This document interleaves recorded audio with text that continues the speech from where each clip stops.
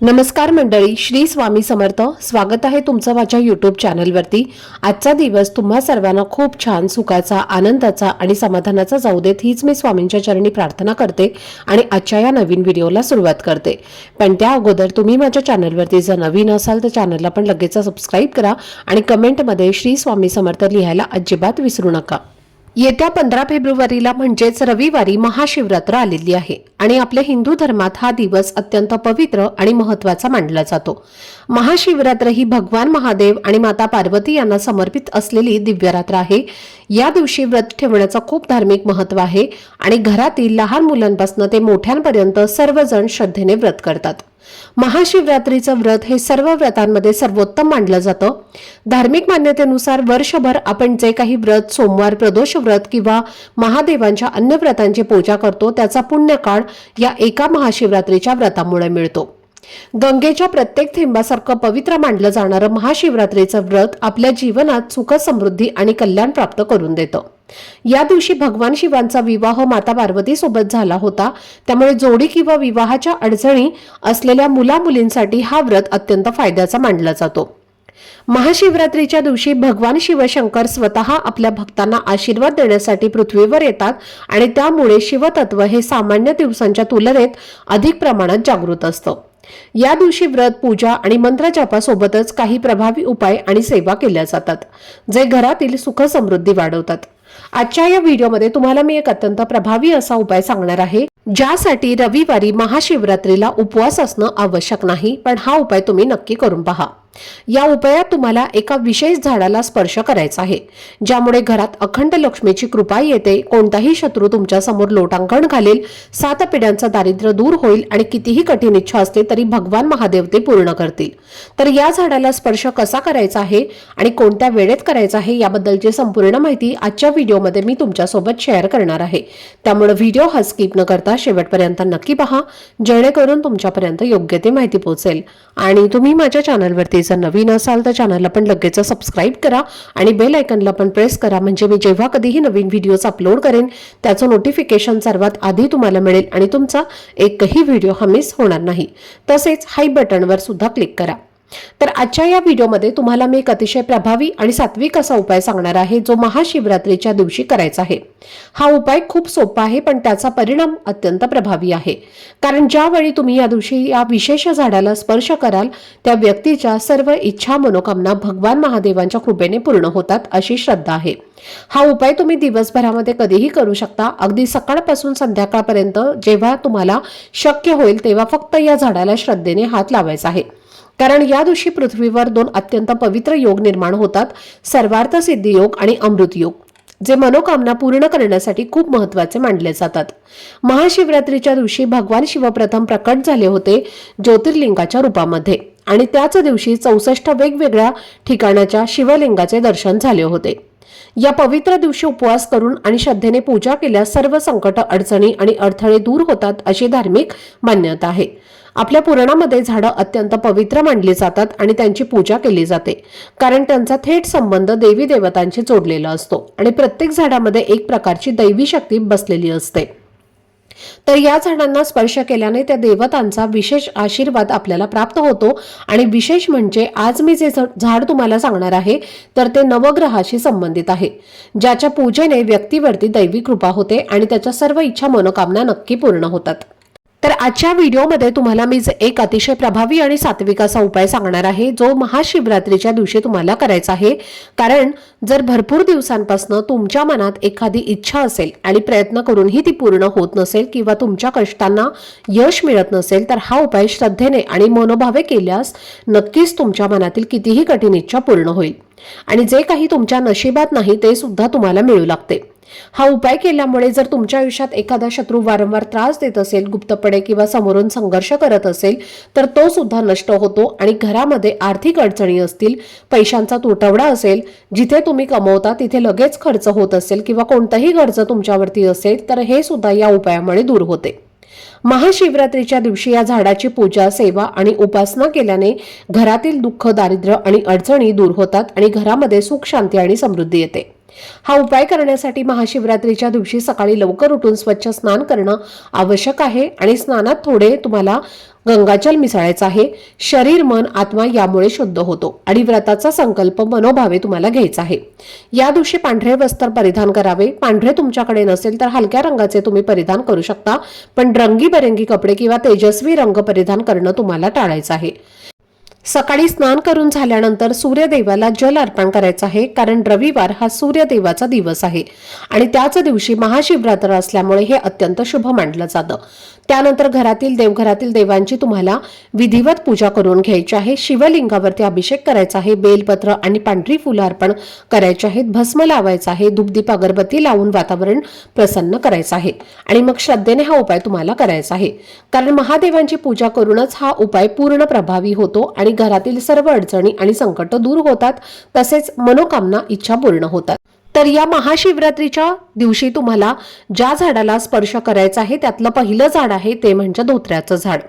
या महाशिवरात्रीच्या दिवशी धोत्र्याच्या झाडाचं फूल किंवा फळ जे आहे तर ते भगवान महादेवांना अर्पण करायचं आहे.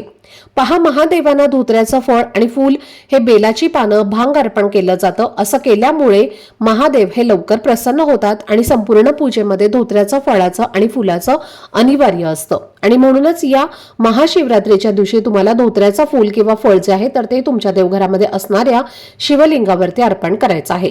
किंवा जर तुम्हाला या दिवशी महादेवांचं मंदिर जर तुमच्या घराजवळ असेल तर तिथे महादेवांच्या मंदिरामध्ये जाणं शक्य झालं तर तिथे जाऊन सुद्धा तुम्ही हे फळ किंवा फूल जे आहे तर ते महादेवांना तुम्ही अर्पण करू शकता. ज्योतिषशास्त्रानुसार या महाशिवरात्रीच्या दिवशी भगवान महादेवांना धोत्र्याचं फळ किंवा फूल अर्पण केल्याने रखडलेली कामं पूर्ण होतात आणि भगवान महादेवांच्या कृपेने सर्व इच्छा मनोकामना या देखील पूर्ण होतात. या दिवशी महादेवांना धोत्र्याचं फूल किंवा फळ अर्पण करण्यामागे एक पौराणिक कथा सांगितली आहे. तर पहा, जेव्हा समुद्र मंथन झाले त्यावेळेस काही वस्तू ज्या आहेत तर त्या समुद्र मंथनातून बाहेर आल्या होत्या. त्यावेळेस देव आणि दानवांमध्ये त्यावरून वाद झाले. काही गोष्टी देवांनी वाटून घेतल्या आणि काही गोष्टी दानवांनी वाटून घेतल्या. पण ज्यावेळेस समुद्र मंथनातून हलाल नावाचं विष बाहेर आलं त्यावेळेस मात्र देव किंवा दैत्य या दोघांपैकी कोणीही हे विष प्राशन करण्यासाठी तयार नव्हतं आणि त्याच वेळेस देव आणि दैत्य हे विष घेऊन महादेवांजवळ गेले. महादेवांनी संपूर्ण सृष्टीचं संरक्षण करण्यासाठी या विषाचं प्राशन केलं आणि आपल्या घशामध्ये हे विष जे आहे तर ते सामावून ठेवलं.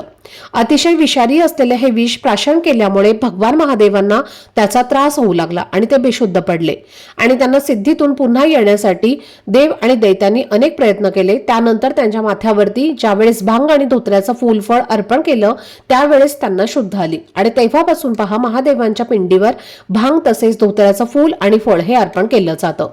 आणि म्हणूनच या महाशिवरात्रीच्या दिवशी तुम्हाला धोत्र्याच्या झाडाला एक लोटा जल अर्पण करून आपल्या उजव्या हाताचा स्पर्श करून तुम्हाला तुमच्या मनातील इच्छा मनोकामना व्यक्त करायची आहे आणि ही इच्छा व्यक्त करत असताना महादेवांना ती पूर्ण होण्यासाठी प्रार्थना सुद्धा करायची आहे. आणि त्यानंतर या झाडाचं फूल किंवा फळ जे असेल तर ते तोडून तुम्ही शिवलिंगावरती अर्पण करू शकता. असं केल्याने आपल्या घरात असणाऱ्या सर्व पैशांच्या आर्थिक समस्या ज्या आहेत तर त्या दूर होतात. आपल्या घरामध्ये आर्थिक स्थैर्य जे आहे तर ते पुन्हा नांदायला सुरुवात होते. भगवान महादेवांची कृपा ही आपल्या कुटुंबावरती सदैव राहते. यानंतर पुढचं झाड आहे ते म्हणजे शमीचं झाड. तर तुम्हाला या दिवशी शमीच्या झाडाला सुद्धा स्पर्श करायचा आहे. आता शमीचं झाड म्हटलं की बऱ्याच जणांना असं वाटतं की लाजाळूचं झाड, पण शमीच्या झाडाचं सौंदड असं सुद्धा म्हटलं जातं. तर त्या झाडाला आपल्याला या दिवशी स्पर्श करायचा आहे. तर तुम्हाला काय करायचं आहे, एक मातीचा दिवा घ्यायचा आहे आणि त्या दिव्यामध्ये तुम्हाला जोडवात कापसाची घालायची आहे. त्यामध्ये तुम्हाला तिळाचं तेल घालायचं आहे. तिळाचं तेल तुमच्याकडे नसेल तर तुम्ही तूप सुद्धा घातलं तरीही चालेल किंवा इतर कोणतंही तेल तुम्ही या दिव्यामध्ये घालू शकता. त्यानंतर तुम्हाला एक तांब्याचा कलश भरून घ्यायचा आहे. त्या कलशामध्ये स्वच्छ पिण्याचं पाणी भरायचं आहे. त्यामध्ये थोडेसे तीळ सुद्धा तुम्हाला त्या पाण्यामध्ये टाकायचं आहे. थोडासा भस्म टाकायचा आहे आणि त्यानंतर हा दिवा आणि हे जल घेऊन तुम्हाला तुमच्या घराजवळ असणाऱ्या शमीच्या झाडाजवळ जायचं आहे. आपल्या हिंदू धर्मात शमीच्या झाडाला तुळशीच्या झाडा इतकंच पवित्र आणि पूजनीय मानलं जातं. शमीचं पानच नाही तर लाकूड आणि मुळासहित त्याचं धार्मिक महत्व आहे. शमीचे पान हे भगवान शिवशंकर, भगवान श्री गणेश आणि शनिदेवाला सुद्धा अर्पण केलं जातं. त्यामुळे त्याचं शुभ फळ जे आहे तर ते आपल्याला प्राप्त होतं. आणि या महाशिवरात्रीच्या दिवशी शमीची पानं ही शिवलिंगावरती अर्पण केली जातात. या झाडामध्ये साक्षात महादेवांचा वास असतो, कारण या महाशिवरात्रीच्या दिवशीच या झाडाखाली भगवान महादेव आणि माता पार्वती यांचा विवाह झाला होता. आणि म्हणून आपल्याला हे जल जे आहे तर ते आपल्याला शमी वृक्षाला अर्पण करायचं आहे आणि तिथे हा दिवा तुम्हाला प्रज्वलित करायचा आहे। त्यानंतर या झाडाला 11 प्रदक्षिणा करायच्या आहेत। प्रदक्षिणा करत असताना ओम नमः शिवाय या मंत्राचा जप करायचा आहे आणि त्यानंतर आपल्या उजव्या हाताचा स्पर्श या झाडाला करून तुमच्या मनातील इच्छा तुम्हाला व्यक्त करायची आहे आणि पुन्हा दोन्ही हात जोडून भगवान महादेवांना आपली इच्छा पूर्ण होण्यासाठी प्रार्थना करायची आहे आणि त्यानंतर शमीचं एक पान तोडून तुम्हाला शिवलिंगावरती अर्पण करायचं आहे। तर मग हे तुम्ही घरामध्ये केलं किंवा मंदिरामध्ये जाऊन हे पान अर्पण केलं तरी सुद्धा चालेल। त्याचबरोबर या महाशिवरात्रीच्या दिवशी अजून एका झाडाची पूजा केली जाते, ते म्हणजे बेलाचं झाड। तर पहा, शिवपूजनामध्ये बेलाची पानं ही खूप महत्त्वाची आहेत। बेलाच्या पानाशिवाय महादेवांची पूजा ही देखील पूर्ण होत नाही। या दिवशी जितकं महत्त्व शिवलिंगाची पूजा करण्याला दिलं जातं तितकंच महत्त्व या बेलवृक्षाची पूजा करण्याला सुद्धा दिलं जातं। साक्षात शिवपरिवार या वृक्षामध्ये वास करतो असं म्हटलं जातं आणि म्हणून आपल्याला एक तांब्याचा कलश भरून घ्यायचा आहे। त्या कलशामध्ये स्वच्छ पिण्याचं पाणी भरायचं आहे आणि त्या पाण्यामध्ये 1 चमचा गाईचं दूध टाकायचं आहे। एक दिवा तुम्हाला प्रज्वलित करून घ्यायचा आहे। दिव्यामध्ये तुम्हाला तिळाचं किंवा इतर कोणतंही तेल तुम्ही घालू शकता। त्यानंतर हा दिवा आणि हे पाणी घेऊन तुम्हाला बेलवृक्षाजवळ जायचं आहे आणि तिथे जाऊन सर्वप्रथम हा दिवा प्रज्वलित करायचा आहे। दिवा प्रज्वलित केल्यानंतर दिव्याखाली थोडेसे तांदूळ ठेवा, तांदळावरती हा दिवा ठेवायचा आहे आणि त्यानंतर हे जल जे आहे तर ते आपल्याला बेलवृक्षाला अर्पण करायचं आहे। जल अर्पण केल्यानंतर तुम्हाला त्या वृक्षाला 11 प्रदक्षिणा करायच्या आहेत। प्रदक्षिणा करत असताना ओम नमः शिवाय या मंत्राचा जप करायचा आहे आणि त्यानंतर शांततेत आपल्याला उजव्या हाताचा स्पर्श या बेलवृक्षाला करायचा आहे आणि मनोमन आपली इच्छा व्यक्त करायची आहे। पुन्हा दोन्ही हात जोडून आपण जी काही इच्छा व्यक्त केलेली आहे तर ती पूर्ण होण्यासाठी भगवान महादेव आणि माता पार्वती आणि श्री गणेश यांना मनोभावे प्रार्थना करायची आहे। तर अशा पद्धतीने तुम्ही महाशिवरात्रीच्या दिवशी या 3 झाडांची पूजा केली किंवा जर या 3 पैकी 2 झाडं तुमच्या घराजवळ असतील किंवा एकच झाड तुमच्या घराजवळ असेल तरी सुद्धा तुम्हाला त्याची सांगितल्याप्रमाणे पूजा किंवा उपाय जो आहे तर तो करायचा आहे। मग ही झाडी तुमच्या घरी असतील किंवा तुमच्या शेजाऱ्यांच्या घरी असेल किंवा मंदिरामध्ये जाऊन तुम्ही हे उपाय केले तरी सुद्धा चालतील। अतिशय प्रभावी आणि सात्विक असे हे उपाय आहेत। हे उपाय केल्याने नक्कीच तुमच्या इच्छा सर्व पूर्ण होतील।